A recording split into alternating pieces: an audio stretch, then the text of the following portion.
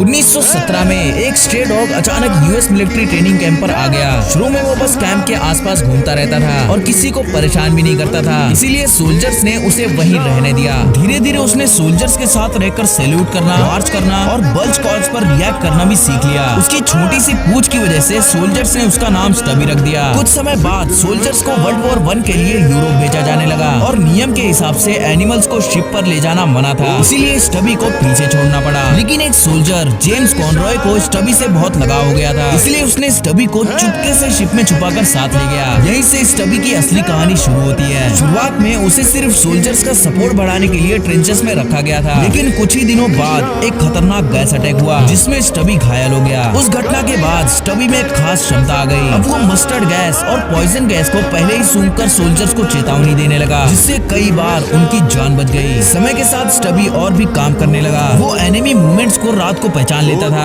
Artillery attacks को पहले ही alert कर देता था और एक बार तो उसने एक जर्मन स्पाई को पकड़कर छोड़ने ही नहीं दिया जब तक सोल्जर्स आकर उसे गिरफ्तार नहीं कर लेते। युद्ध के बाद स्टबी घायल सोल्जर्स को ढूंढने में मदद करता था और मेडिक्स आने तक भौंककर संकेत देता था, यहाँ तक कि वो एक बार ग्रेनेड ब्लास्ट में घायल भी हुआ, लेकिन ठीक होकर फिर से ड्यूटी पर लौट आया। पूरे युद्ध के दौरान स्टबी ने 17 बैटल्स में हिस्सा लिया, सैकड़ों सोल्जर्स की जान बचाई, कई मेडल्स जीते और उसे ऑफिशियली सर्जेंट का रैंक भी दिया गया। लेकिन आखिरकार 1926 में स्टबी ने नेचुरल कॉज की वजह से इस दुनिया को अलविदा कह दिया, लेकिन तब तक वो इतिहास के सबसे सम्मानित वॉर हीरोज में से एक बन चुका था। फैक्ट जोन इंडिया को लाइक, कमेंट, शेयर, सब्सक्राइब करें।